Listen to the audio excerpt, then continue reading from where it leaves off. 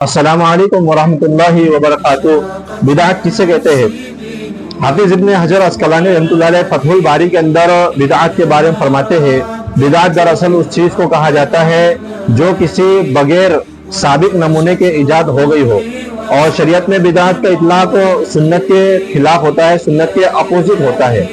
और मुफक्किर इस्लाम हज़रत मौलाना सैयद अबुल हसन अली हसनी नदवी रहमतुल्लाह अलैह बिदअत के बारे में फरमाते हैं कि किसी ऐसी चीज को जिसको अल्लाह और रसूल ने दीन में शामिल नहीं किया और उसको हुक्म नहीं दिया, दीन में उसको शामिल कर लेना और दीन का उसको एक जुज बना लेना और उसको सवाब और तक़र्रुब इलाही समझकर करना और उसके खुद बनाए हुए आदाब और शराइत की इस तरह पाबंदी करना जिस तरह एक हुक्म शराई की पाबंदी की जाती है, उसको बिदअत कहा जाता है।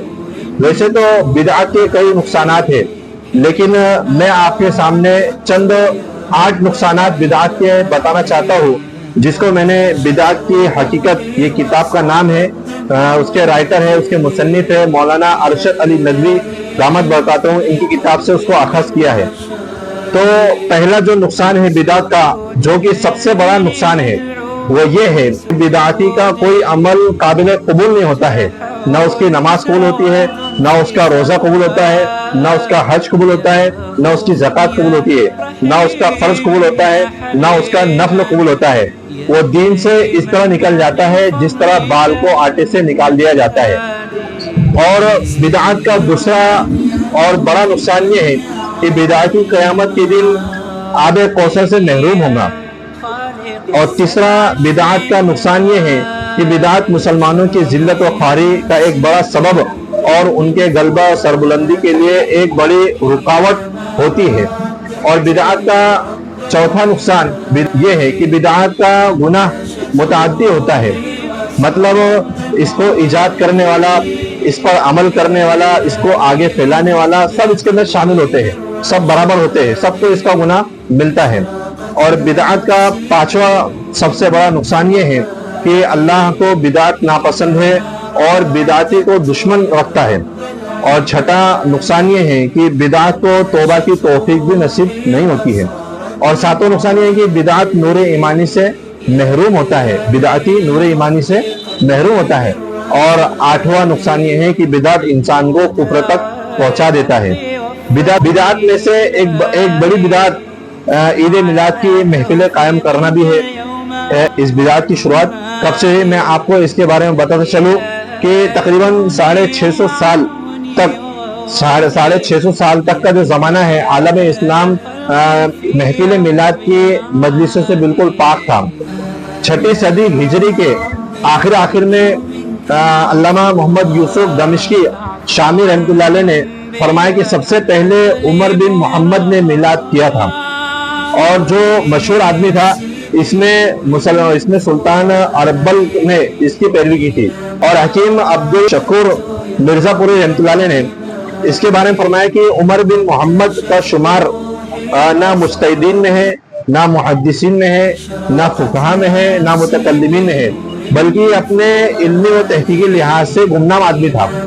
और साहिब तौज़ीहुल मराम फिल बयानिल मौलिद वल क़ियाम ने लिखा है कि ईद मिलादुन नबी को बादशाह अरबल और उमर बिन मुल्ला मोहम्मद ने इजाद किया था। और ये दोनों अहले शरीयत के नजदीक सिका और मोतबर नहीं है, क्योंकि ये दोनों गाना बजाना सुनते थे और बादशाह अरबल तो नाश्ता भी था।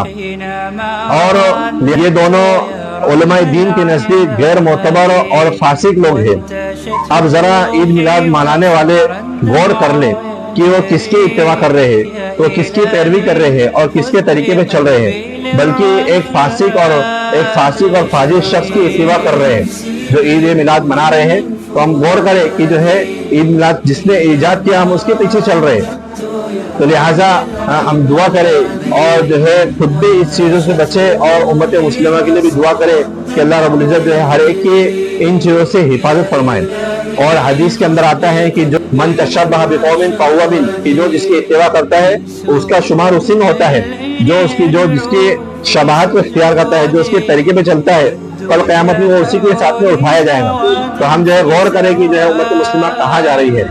और जो है हुजूर लाइटिंग लगाने से हमको राजी नहीं होंगे, اور حضور ہم سے جو ہے جھنڈا لگانے سے راضی نہیں ہوں گے، بلکہ حضور کی ہم اتباع کریں گے جب جا کے حضور ہم سے راضی ہوں گے۔ اصل حضور کو راضی کرنا ہے اور حضور کو خوش کرنا ہے تو ان کی اتباع کرنا پڑے گا۔ خود قرآن میں اللہ تعالیٰ نے فرمایا قُلْ إِن كُنتُمْ تُحِبُّونَ اللَّهَ فَاتَّبِعُونِي يُحْبِبْكُمُ اللَّهُ کہ اے نبی جی آپ کہہ دیجئے کہ اگر جو ہے مسلمان چاہتے ہیں کہ وہ اللہ سے محبت کرے، اللہ ان سے محبت کرے تو میرے نبی کی اتباع کرے۔ اگر ہم جو ہے صحیح معنی میں اللہ اس کے رسول کو راضی کرنا چاہتے ہیں تو ہمیں ان کی اتباع کرنا ہوگا۔ کسی نے کیا خوب کہا ہے کہ وہی کہلائیں گا شیدائے مصطفیٰ، وہی کہلائیں گا شیدائے مصطفیٰ، جس کا حال حال مصطفیٰ، جس کا قال قال مصطفیٰ، یعنی اصل عاشق مصطفیٰ وہی کہلائیں گا جو صحیح معنوں میں جس کی زندگی نبی کے طریقے پر ہو اور جس کا رہن سہن نبی کے طریقے پہ ہو، تو وہی صحیح معنوں میں عاشق مصطفیٰ کہلائیں گا۔ صرف نعرے لگانے سے اور چلانے سے ہم عاشق مصطفیٰ نہیں ہو جائیں گے۔